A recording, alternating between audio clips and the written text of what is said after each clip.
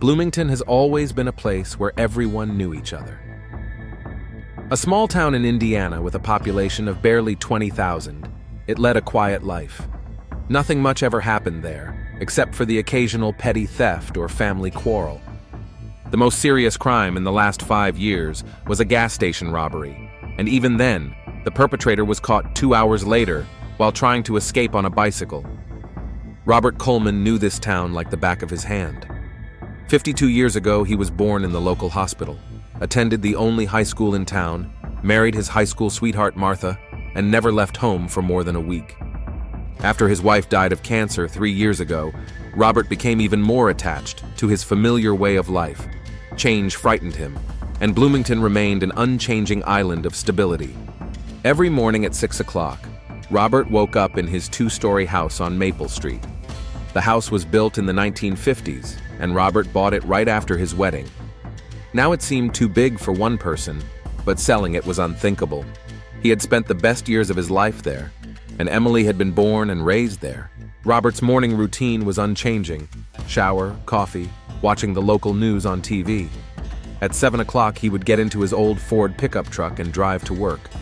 The drive from his house to the county jail took exactly 12 minutes, and Robert knew every turn and every road sign on the route. The Bloomington County Jail was not a large facility. Designed to hold 200 inmates, it was rarely even half full. Most of the inmates were petty criminals, thieves, drunks, deadbeat dads. Serious criminals were usually sent to state prisons, and Robert dealt with those who committed crimes at the local level. Robert had been working at the prison for 20 years, the last 7 as warden. He knew every employee, every inmate, every corner of the building. The staff respected him for his fairness and consistency. The inmates knew not to mess with Coleman, but he was never cruel. He believed that prisons should reform people, not break them. That morning, Robert made his usual rounds, checked the night shift reports, and talked to the officers on duty. Nothing unusual happened. 2 new inmates had arrived the night before, one for drunk driving, the other for violating the terms of his parole. The second inmate caught Robert's attention. Marcus Reed, 28, was in their prison for the 3rd time. The first time he was arrested for drug possession, the second for theft to buy a fix. Now he was back for violating the terms of his early release. He failed to report to his probation officer and failed a drug test. Robert had known Marcus since childhood. The boy grew up in a dysfunctional family on the outskirts of town. His father abandoned the family when Marcus was 10, and his mother struggled to make ends meet with odd jobs and gradually drank herself into oblivion. Marcus started using drugs in high school, dropped out, and had been on a downward spiral ever since. Looking at Marcus through the bars of the cell, Robert had mixed feelings. On the one hand, he felt sorry for the boy. He had seen how drug addiction had ruined his life. On the other hand, Robert was a tired father who was worried about his daughter's future and couldn't understand how anyone could throw their life away so thoughtlessly. Marcus looked terrible. He was thin, with sunken cheeks, trembling hands, and an unhealthy gleam in his eyes. There were needle marks on his arms and abrasions on his face, probably sustained during his arrest. He lay on his cot, staring at the ceiling, seemingly oblivious to the world around him. "Reed," Robert called. Marcus slowly turned his head. His eyes were cloudy, but there was a flash of recognition. "Mr. Coleman," he croaked. "Hello, how are you, son?" Robert asked, using the form of address he used with all young prisoners. "Like hell," Marcus replied, and turned away toward the wall. Robert stood there for a moment, then continued his rounds. He thought about how Marcus was only 9 years older than his daughter Emily. When she was little, he often imagined how she would grow up, get married, and give him grandchildren. Now she was 19, attending college in a nearby town, and Robert was proud of her achievements. Emily was a smart girl, not at all like the local teenagers who either went to work at the local factory after school or got married early. She had enrolled in a teaching college and was planning to become an elementary school teacher. Robert supported her choice, although he missed his daughter, who now lived in a dormitory and only came home on weekends. The workday passed quietly. Robert did paperwork, met with lawyers, and dealt with administrative issues. At 4 o'clock in the afternoon, he made his usual final rounds and got ready to go home. A surprise awaited him at home. Emily's small car, an old Honda Civic that Robert had bought her for her 18th birthday, was parked in the driveway. This was strange because Emily wasn't supposed to come home until the weekend. Robert entered the house and saw his daughter on the sofa in the living room.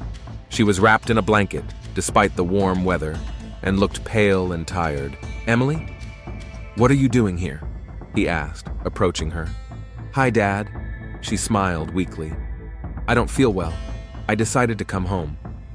Robert sat down next to her and put his hand on her forehead. Her skin was hot. "You have a fever. How long have you been sick?" "A week.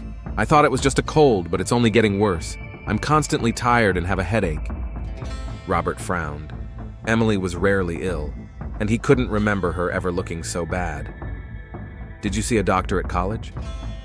"The nurse in the dorm. She said it was just a cold and gave me some pills for the fever, but I'm not feeling any better."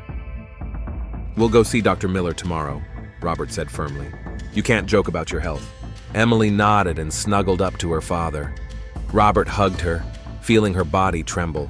For the first time in many years, he felt real fear, not for his own safety or well-being, but for the most precious person in his life. The rest of the evening passed quietly. Robert prepared a light dinner, which Emily hardly touched. They watched TV together, but his daughter kept falling asleep and waking up, complaining of chills. Robert took her temperature several times. It remained at 38.5 degrees Celsius. Before going to bed, Emily took a bath, and Robert noticed that she had lost even more weight than she had in the winter. This added to his concern. Perhaps the stress of school or poor nutrition in the dormitory was affecting her health. During the night, Robert got up several times to check on his daughter. She was sleeping restlessly, tossing and turning and moaning in her sleep.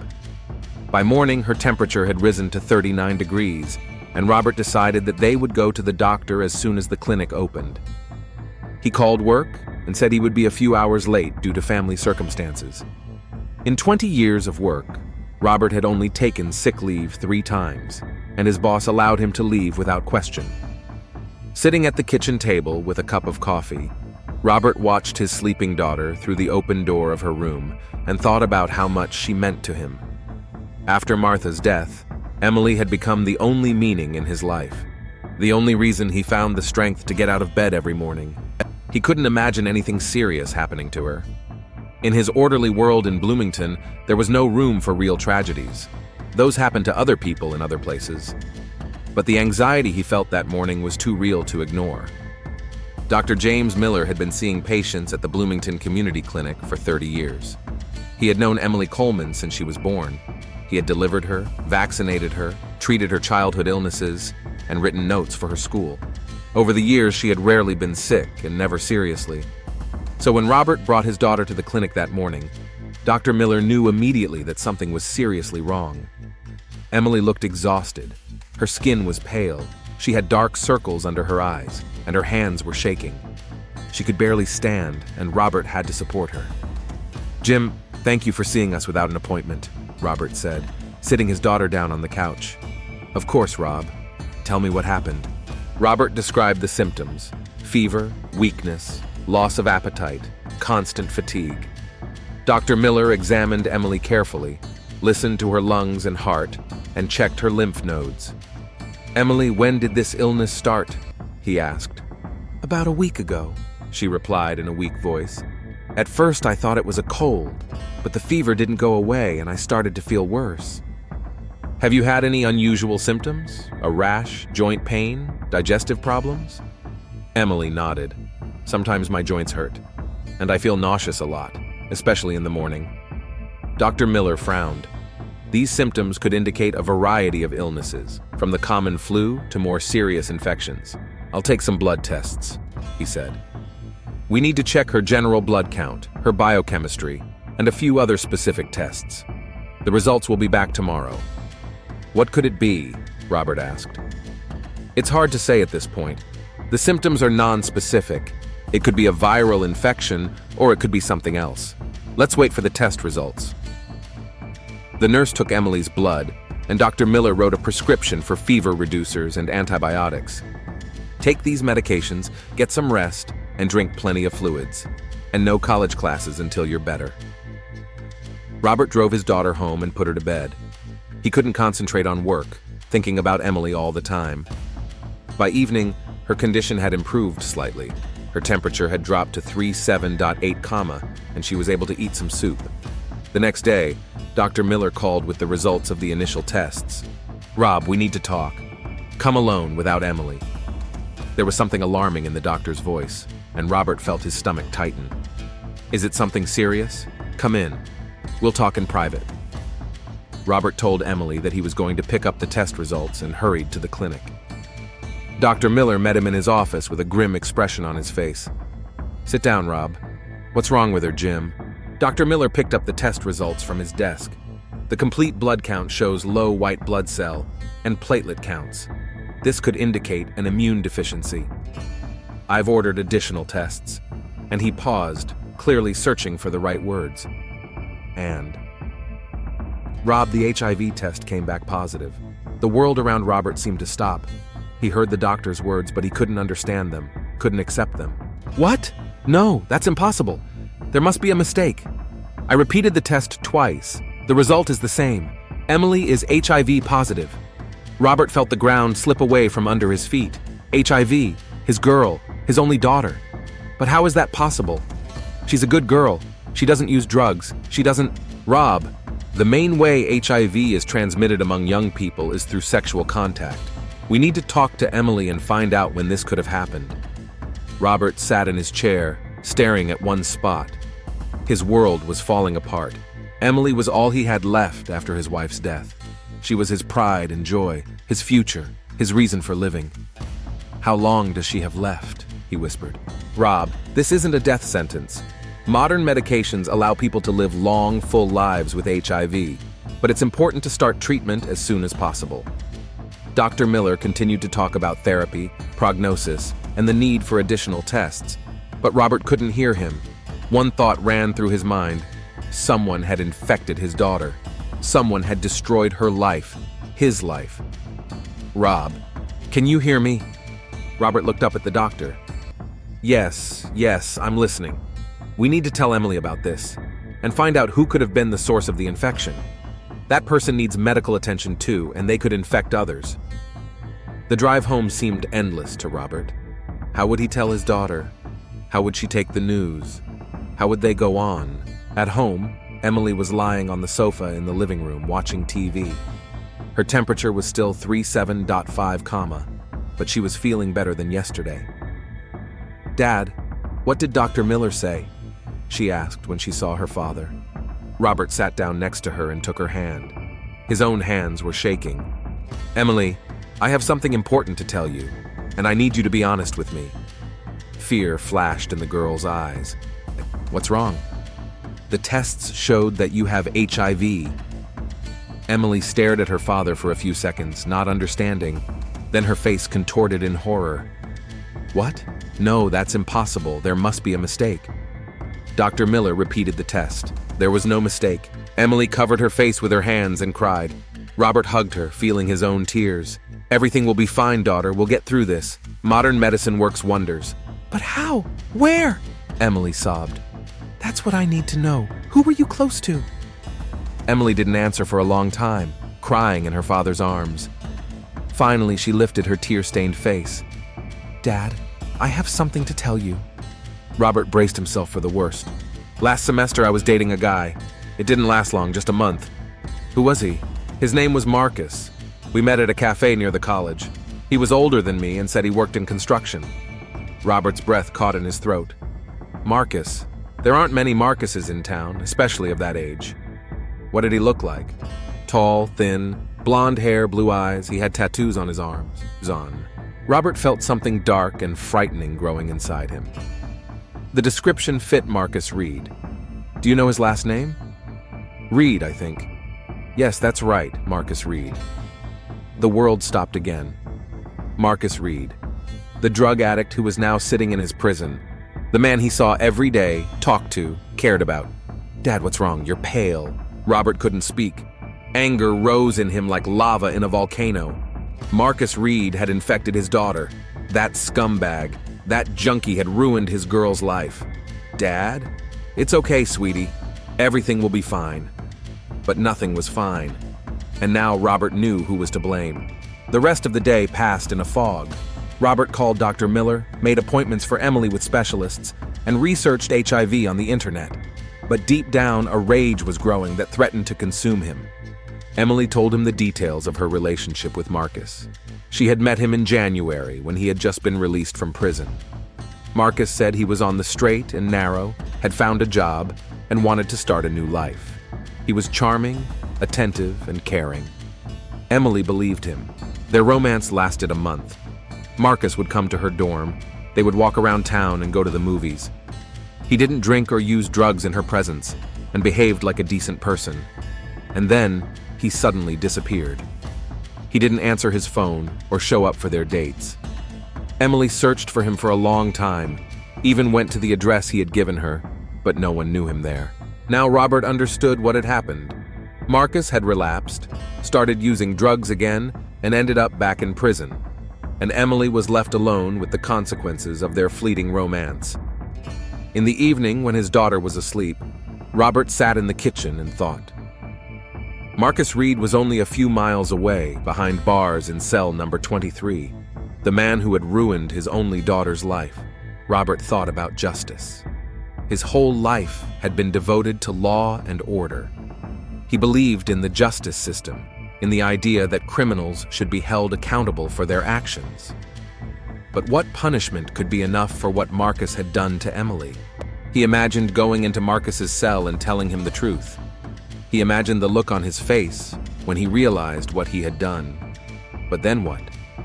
Marcus would sit in his cell, receiving free food and medical care, while Emily would spend the rest of her life on medication and living in fear. It was unfair. It was wrong. Robert stood up and walked over to the window. Streetlights illuminated the empty road. Bloomington slept, unaware of the tragedy unfolding in the house on Maple Street. Tomorrow he would go to work again. He would walk past cell number 23 again. He would see the man who had ruined his life again. And Robert wasn't sure he could control himself. Robert spent a sleepless night sitting in a chair next to his sleeping daughter's bed. Every time he closed his eyes, he saw Marcus Reed's face. The thin, drug-ravaged face of the man who had destroyed Emily's life. In the morning, Robert got up early as usual, but his usual routine was disrupted. His coffee tasted bitter, and the news on TV seemed meaningless. All he could think about was that in an hour he would see Marcus. At the prison, Robert headed straight for the temporary detention block, where cell number 23 was located. Marcus was lying on his bunk, staring at the ceiling. When he saw the warden, he slowly got up. "Good morning, Mr. Coleman," he said in a quiet voice. Robert stared at him silently, studying every feature of his face. This man had embraced his daughter, kissed her, infected her with a deadly disease. "How are you feeling, Reed?" Robert asked, surprised that his voice sounded normal. "Fine," Marcus replied, although it was obvious that this was not true. He looked even worse than he had 2 days ago. His skin had taken on a grayish hue, and his hands were shaking more violently. "Are you getting medical attention?" "Dr. Gray is giving me medication for withdrawal. He says it will pass soon." Robert nodded and walked on, but stopped in the hallway. He needed to know more. He needed to understand when exactly Marcus had been infected, whether he knew about his status when he met Emily. He headed for the prison infirmary, where Dr. Michael Gray's office was located. Dr. Gray had been working in the prison for 15 years and knew all the regulars well, including Marcus. "Good morning, Robert," the doctor greeted him. "What brings you to my kingdom?" "I need to talk to you about Marcus Reed." Dr. Gray frowned. "You know I can't disclose medical information." "Mike, I need to know his HIV status." "Robert, this isn't idle curiosity. This is serious." Dr. Gray looked closely at the prison warden. Over the years they had worked together, he had learned to read Robert's mood, and now he saw something disturbing in his eyes. "What's wrong?" Robert hesitated. Telling the truth meant admitting that his daughter had been dating an ex-convict. But there was no other way to get the information he needed. "Marcus infected my daughter." Dr. Gray turned pale. "My God, are you sure?" "Absolutely." She admitted that she had been seeing him since his release in January. "We got the test results yesterday." The doctor silently opened his computer and found Marcus's medical file. Marcus has been HIV positive since 2019. He was diagnosed during his first term here, so he knew? Of course he did. We talked to him about safe sex and gave him condoms before his release. It's standard procedure. Robert felt anger welling up inside him again. Marcus knew he was sick, but he infected Emily anyway. He deliberately ruined her life. Is he getting treatment? Yes, regularly. Antiretroviral therapy, plus treatment for related infections. He also has hepatitis C. How contagious is he? With proper treatment and an undetectable viral load, the risk of transmission is minimal. But Marcus has problems sticking to his treatment regimen. Every time he gets out, he stops taking his medication and starts using drugs. His viral load goes up, and he becomes extremely contagious. So in January, when he was released, most likely, yes. High viral load, no treatment. He was a walking biological time bomb. Robert clenched his fists. Marcus didn't just infect Emily out of carelessness. He did it knowing the risks, ignoring all warnings and recommendations. Thanks, Mike. Robert, I'm so sorry. If you need help with your daughter's treatment, I can give you the contact details of some good specialists. Robert nodded and left the medical wing. In the corridor, he met one of the guards, Tom Hansen. Tom, I need information about Marcus Reed. When exactly was he released last time? I'll check right now. Tom took out his tablet. January 18th, released on parole after 8 months in prison. When was he rearrested? March 23rd. Violation of parole, positive drug test. Robert quickly calculated in his head. Marcus had been free for just over 2 months. That was when he had been seeing Emily. Robert couldn't concentrate on his work all day. During his rounds, he stopped again at Marcus's cell. Marcus was sitting on his bunk, hugging his knees. Reed, I want to ask you something. Marcus looked up. I'm listening. What did you do when you were out? After I got out in January, I was trying to get my life together, looking for a job. Did you find one? For a couple of weeks, on a construction site. Then Marcus fell silent and turned away. Then what? Then I messed up. Started using again. Lost my job. What about girls? Were you seeing anyone? Marcus looked at the prison warden in surprise. Why do you need to know that? Answer the question. Well, there was one. We met in a cafe. A nice girl. A student. Robert's breath caught in his throat. He heard confirmation of what he already knew, but it didn't make the pain any less. What was her name? And why? What was her name? Robert exploded. Marcus recoiled, frightened by the sudden aggression. Emily. Emily Coleman. There was a silence. Marcus stared at the prison warden with wide eyes, gradually realizing the connection. She's your daughter? Robert was silent, clenching the bars so hard that his knuckles turned white. Oh God, Marcus whispered. Mr. Coleman, I didn't know. What didn't you know? That she had a father? Or that you were sick? Marcus turned even paler. I didn't want to. You knew you had HIV. You knew you could infect her, but you slept with her anyway. I thought I was taking my medication. I thought it was safe. You're lying. Robert slammed his fist against the bars. Dr. Gray told me the truth. You haven't taken your medication since you got out of prison. You were as contagious as the plague, and you knew it. Marcus covered his face with his hands. I didn't want to hurt her. I fell in love with her. She was the only good thing that ever happened to me. And you ruined her life. You infected her with a deadly disease. But there's medicine now. She can live a normal life. Normal? Robert grabbed the bars with both hands. She's 19 years old. She had her whole life ahead of her. Now she'll have to take pills every day, get tested every 6 months, and be afraid of getting close to people. Marcus cried. I'm sorry. I'm so sorry. Sorry? You're sorry? That's not enough. Robert turned and left, leaving Marcus sobbing in the cell. He shook with rage in the hallway. He wanted to go back, open the cell and strangle that bastard with his bare hands, but he had to control himself. He was the warden, a representative of the law. He had a reputation, a position, responsibilities. Robert spent the rest of the day in his office studying Marcus's file. 3 arrests, 2 sentences, endless violations, drug addiction, theft, fights, and now HIV, a man who brought nothing but pain and destruction to the world. When Robert got home that evening, he found Emily in the kitchen. She was trying to make dinner, but it was clear that she was struggling. "Honey, go to bed. I'll make dinner." "No, Dad. I need to keep moving, to do something. Otherwise, I'll go crazy thinking about it." Robert hugged her. "We'll get through this. Tomorrow, we're going to see a specialist in Indianapolis. We'll start treatment." "Dad, what about Marcus? You know where he is, don't you?" Robert tensed. "Why are you asking? He's sick too. He needs help. And I want to understand why he didn't tell me the truth." Robert couldn't believe what he was hearing. His daughter, infected by that bastard, was still worried about him. "Emily, he knowingly put you at risk. He knew about his illness and hid it from you. Did you talk to him?" "Yes."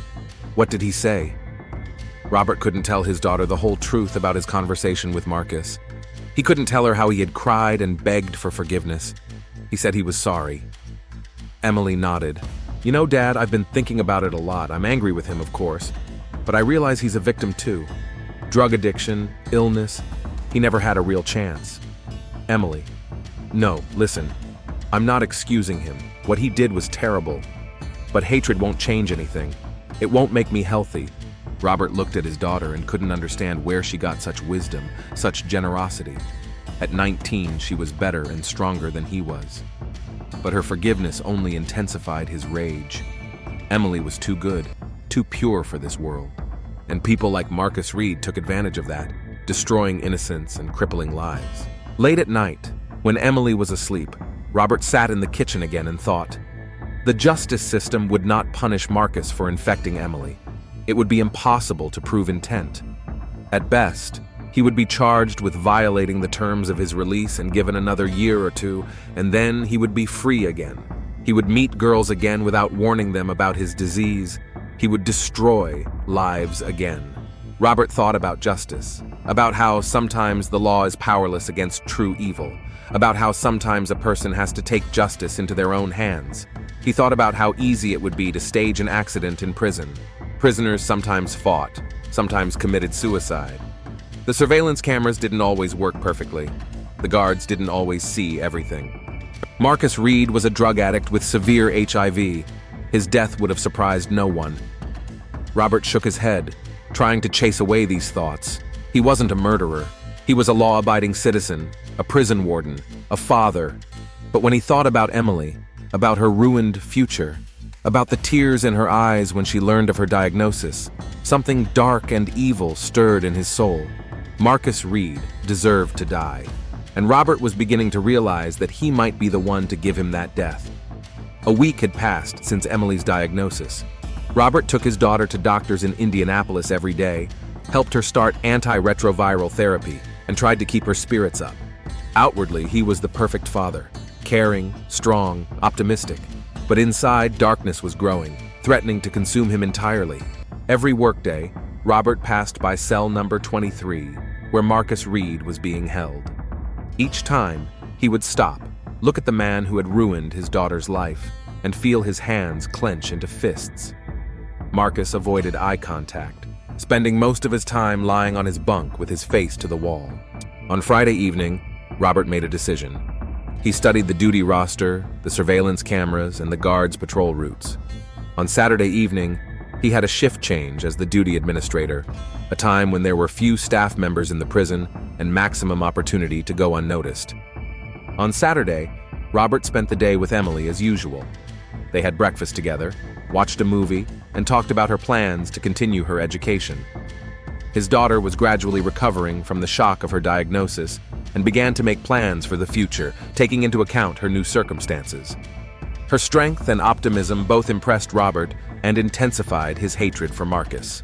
"Dad, I need to go back to college next week," Emily said at dinner. "I've missed too many classes. Are you sure you're ready?" "Yes. The doctor said the medication will take effect in a few weeks and I'll feel better. In the meantime, I need to get on with my life." Robert was proud of his daughter, and at the same time felt something breaking inside him. Emily was ready to move on with her life, while the man responsible for her suffering lay peacefully in a warm cell, receiving 3 meals a day and free medical care. At 8 o'clock in the evening, Robert kissed his daughter goodbye and drove to the prison. Officially, he was supposed to be on duty until morning, supervising the work of the skeleton crew on duty over the weekend. On Saturday, Only 2 guards remained in the entire prison complex, along with a nurse and a duty officer in the central office. Robert went into his office and took a spare set of keys from the safe. Among them was a master key that opened all the cells in the temporary detention block. He also took a stun gun with him, standard issue for guards, which leaves no trace of a shot. At 10 o'clock in the evening, Robert made his rounds to check that everything was quiet. Most of the prisoners were asleep or talking quietly in their cells. The temporary detention block was particularly quiet. It was mainly occupied by drunks and petty offenders serving short sentences. Robert approached the security post in the block. Bill Morgan, an experienced officer who had 6 months left before retirement, was on duty. "Bill, how's it going?" "Quiet, boss. Everything's according to plan. I need to inspect the cells. There's been a complaint about a leak in one of them." "Got it. Need any help?" "No, I can handle it myself. You better keep an eye on the monitors." Robert knew that the surveillance camera in the hallway near cell number 23 had been out of order for 2 weeks. The repair request was sitting on his desk, but he had deliberately not signed it. He walked down the hallway, checked several cameras for visibility, and then stopped at number 23. Marcus was lying on his bunk, awake. He sat up at the sound of the key in the lock. "Mr. Coleman? Is something wrong?"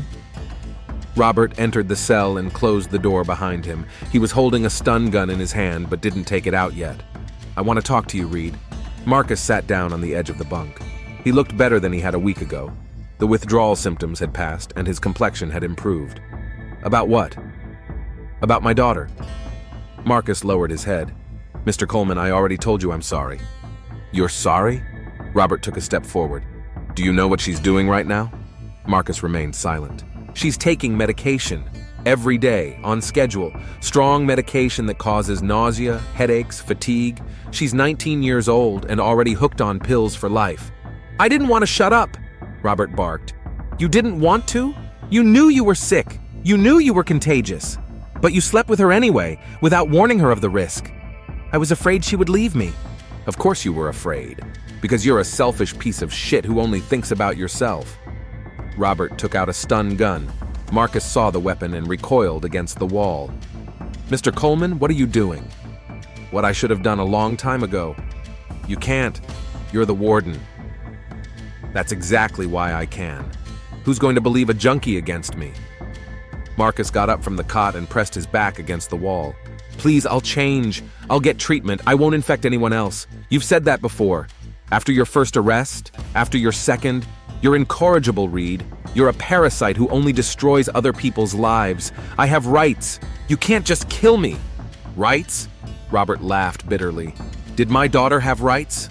The right to know the truth? The right to choose?" He pointed the stun gun at Marcus. "You know what the worst part is? She forgives you. My kind, naive girl thinks you're a victim too. She doesn't understand that you're just evil in human form." "She's right!" Marcus shouted. "I'm the victim. No one loved me or supported me. I didn't choose this life, but you chose to infect her." Robert took a step forward. "You chose to lie to her. You chose to think only of your own pleasure." Marcus tried to dodge, but there was nowhere to run in the cramped cell. Robert pressed the trigger of the stun gun.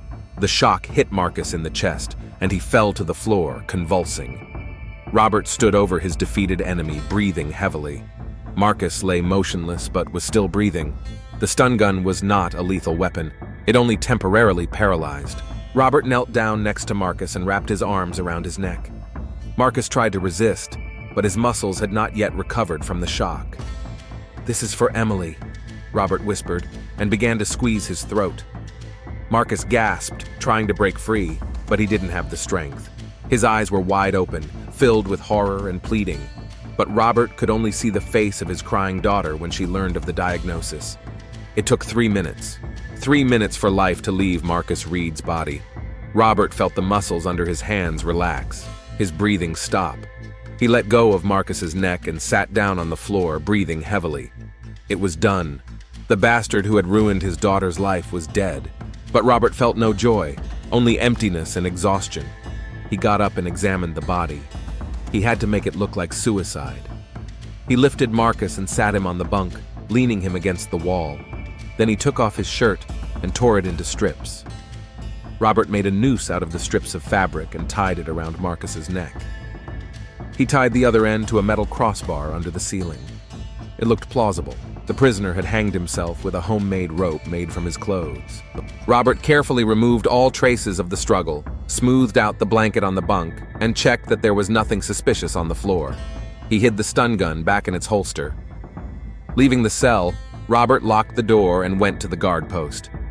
"Bill, everything okay?" "Yes, boss. No problems." "Good. I'll be in my office if anything happens." Robert returned to his office and sat down at his desk. His hands were shaking. His heart was pounding. He had killed a man. For the first time in his life, he had crossed a line he never thought he would cross. But it was the right thing to do. It was justice. At 2 o'clock in the morning, Robert made his next round. This time, he entered cell number 23 with Bill Morgan. "My God!" exclaimed the guard when he saw Marcus hanging. "Quick, call a doctor!" Robert commanded, pretending to be shocked. But it was too late. Marcus Reed had been dead for several hours. The next few hours were chaotic. An ambulance arrived, along with the coroner and local police. Robert gave his statement, explaining that he had last seen Marcus alive during his evening rounds at 10 o'clock. He was depressed, Robert told the investigator. He knew he was going back to prison for a long time. Plus, he had health problems and was addicted to drugs. This wasn't the first suicide among such prisoners. The Bloomington police detective nodded in agreement. Suicide by a drug addict in prison was not unusual. But on Monday morning, Detective Sarah Thompson from the Indiana State Major Crimes Unit arrived at the prison. She was a tall, slender woman in her late 30s with piercing gray eyes and a businesslike manner. "Mr. Coleman, I'm Detective Thompson. I'm investigating the death of Marcus Reed. I thought the case was closed. Suicide. Possibly. But there are a few questions that are bothering me." Robert felt uneasy but tried to look calm. "I'm listening. Was Marcus Reed being monitored for suicidal tendencies?" "No. We had no reason to believe he was suicidal. That's strange. Repeat offenders, especially drug addicts, are usually considered high risk. Detective Thompson, we have limited resources. We can't monitor every inmate around the clock." The detective wrote something down in her notebook. "Tell me about the surveillance system in the block. Surveillance cameras in the corridors, patrols every 2 hours, prisoner counts 4 times a day. What about the camera near cell 23? Robert tensed. "It's been out of order for the last 2 weeks. A repair request is pending." "How convenient," the detective muttered. "What do you mean? Nothing special? Can we see the footage from the other cameras?" Of course. They went to the surveillance room where Detective Thompson studied the footage from Saturday night. Robert tried to look calm, but he was tense inside.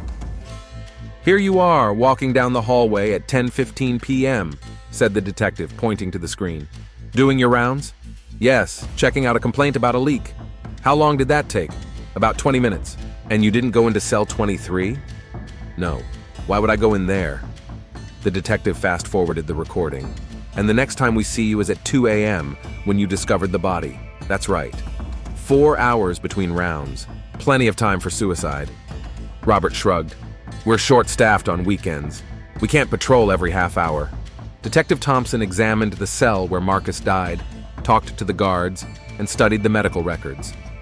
By the end of the day, Robert began to think the case was closed. But on Tuesday, the detective returned. "Mr. Coleman, the autopsy results revealed some interesting details." Robert's heart began to beat faster. "What kind of details?" "There are marks on Marcus Reed's neck that aren't just from the rope. It looks like someone strangled him with their hands before hanging him." Robert tried not to show his panic. Maybe he tried to strangle himself with his hands first, then decided to use the rope? Maybe. But there's another oddity. Traces of electric shock were found in his blood. Electric shock? Yes. Characteristic changes in the blood composition. Someone used a stun gun on him shortly before his death. Robert felt the floor give way beneath his feet. "I don't understand how that's possible." "Mr. Coleman, do you carry a stun gun?" "Yes, like all administrators. Can I see it?" Robert took out the stun gun and handed it to the detective. Thompson examined it and checked the battery. "It's been used recently. The battery shows partial discharge. I checked it last week. Regular equipment testing."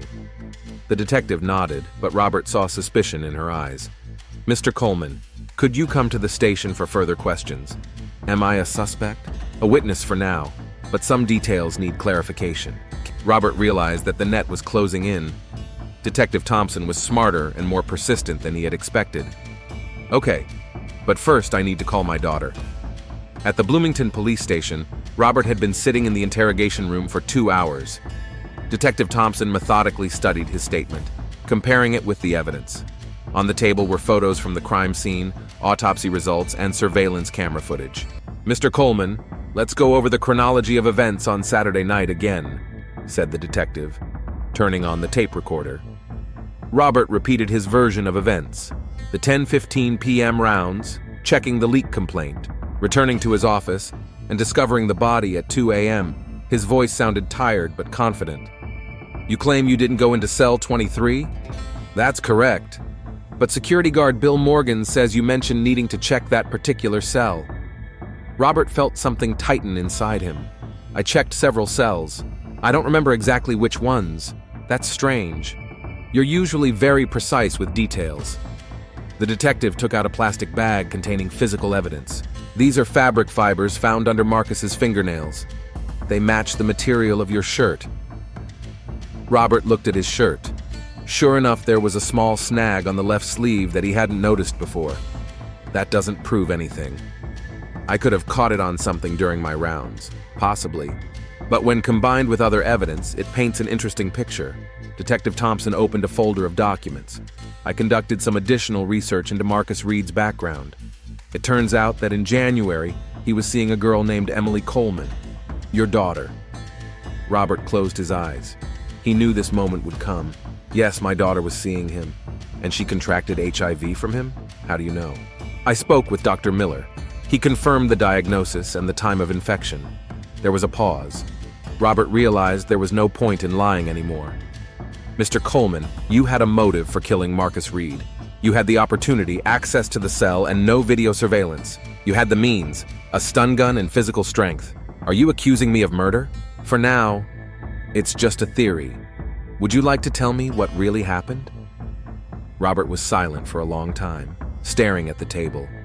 He thought about Emily, about how she would react to the news of her father's arrest. He thought about his career, his reputation, about how his life was falling apart as quickly as his daughter's had. I want to call a lawyer. Detective Thompson nodded. That's your right. An hour later, David Clark, a local lawyer whom Robert had known for many years, arrived at the station. After a private conversation with his client, Clark came out to the detective. My client is willing to testify in exchange for consideration of a deal with the prosecution. Will he confess to the murder? Possibly. But first we need guarantees. Negotiations with the prosecutor took several more hours. In the end, Robert was offered a plea bargain of second-degree murder in exchange for a full confession. That evening, in the presence of his lawyer, Robert told Detective Thompson the whole truth. He told him how he found out about his daughter's diagnosis, how he discovered the identity of the man who infected her, how he planned and carried out the murder. I don't regret what I did, he said at the end. Marcus Reed deserved to die. He ruined my daughter's life and could have ruined the lives of other girls. But you had no right to take the law into your own hands, replied the detective. Right? Did he have the right to infect my daughter? Where were his rights when he hid his illness from her? Detective Thompson recorded the statement and arrested Robert on charges of second-degree murder. The news of the prison warden's arrest shocked Bloomington. Robert Coleman was a respected man, a pillar of the local community. No one could believe he was capable of murder. Emily learned about what had happened from her father's lawyer. She arrived at the station, pale and distraught. "Dad, what have you done?" she asked through the glass in the visiting room. "I protected you, daughter. I did what I had to do, but I didn't ask you to kill him. I told you I forgave him. You're too kind, Emily. You don't understand that people like Marcus don't deserve forgiveness." Emily cried. "Now I've lost you too. First Mom, then my illness, now you. You haven't lost me. No matter what happens, I'll always be your father, but you'll be in prison." Robert put his hand on the glass. "Maybe, but you'll be fine. You're strong, just like your mother." The trial took place 3 months later. The case received widespread publicity. The story of a prison warden who killed an inmate who had infected his daughter with HIV attracted media attention across the country. The prosecutor insisted that personal motives did not justify vigilante justice. Robert Coleman had abused his position, violated his oath, and committed cold-blooded murder. The defense attorney tried to elicit sympathy from the jury by recounting the tragedy of the Coleman family, how the death of his wife and his daughter's illness had driven a good man to despair. "My client did not plan the murder in advance," David Clark said in his closing argument. "It was a crime of passion committed by a father who could not accept the destruction of his only daughter's life." But the evidence was irrefutable. Robert had carefully planned the murder, chosen the time and place, and tried to cover up the crime. It was not a sudden impulse. It was a deliberate decision. Robert himself testified in his own defense. He spoke of his love for his daughter, of the pain he felt when he learned of her diagnosis, and of his belief that Marcus Reed was a danger to society. "I understand that I broke the law," he told the jury, "but I couldn't let this man destroy other people's lives. The justice system proved powerless to protect innocent people from people like him." The prosecutor responded by emphasizing that in a civilized society, no one has the right to take the law into their own hands. If we condone vigilante justice, what will stop other people from killing those they consider guilty? Robert Coleman is not a judge or an executioner. He is an ordinary man who committed a serious crime. The jury deliberated for 2 days. In the end, they found Robert guilty of second-degree murder with aggravating circumstances, abuse of his position. Judge Margaret Hill handed down the sentence: 15 years in prison with the possibility of parole after 10 years. "Mr. Coleman," she said, "I understand your motives and sympathize with your tragedy. But the law is the same for everyone. You were an agent of justice and you betrayed that mission. Your actions undermine the foundations of the rule of law." Robert listened to the sentence calmly. He had expected a harsher punishment. After the trial, Emily visited her father in prison every week. Gradually, she began to understand his motives, although she did not approve of his actions.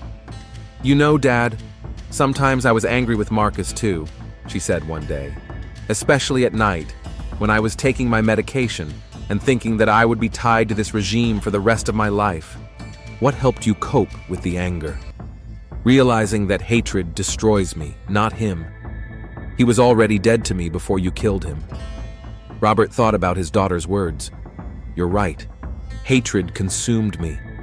I became the person I always despised, someone who puts his feelings above the law." Emily took her father's hand through the glass. "But you did it out of love for me. That doesn't justify murder, but it explains it."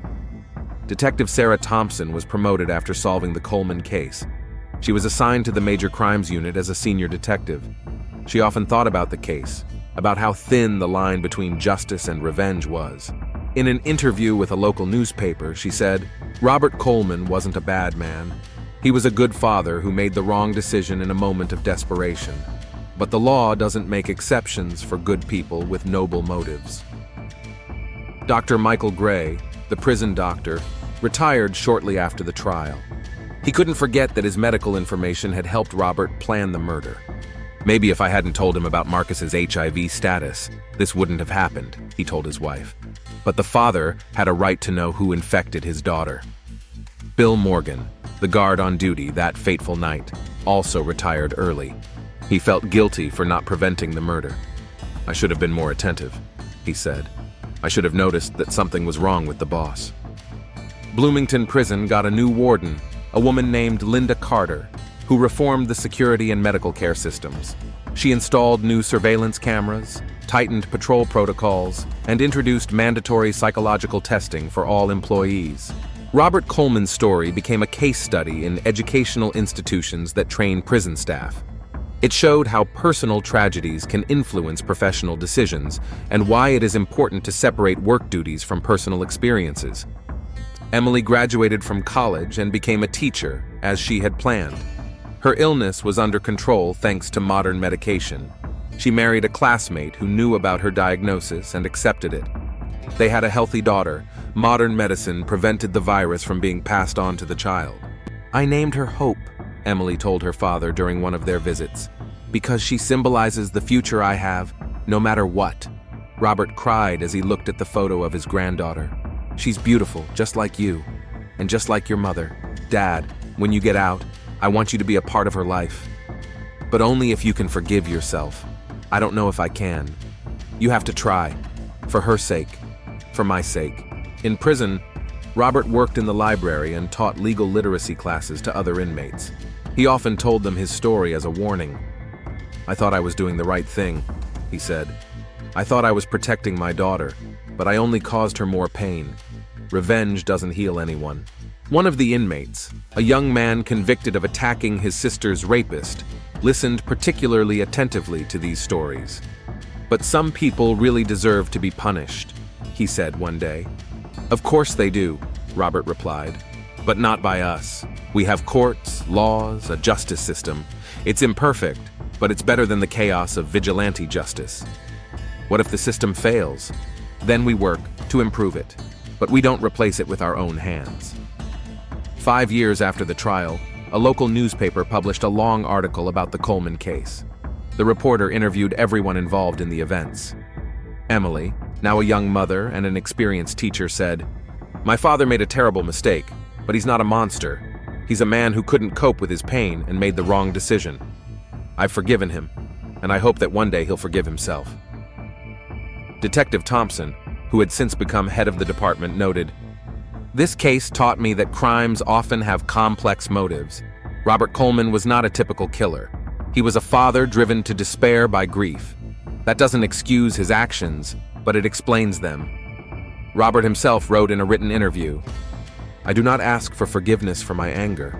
Any father would understand my feelings. But I regret that I allowed my anger to control me.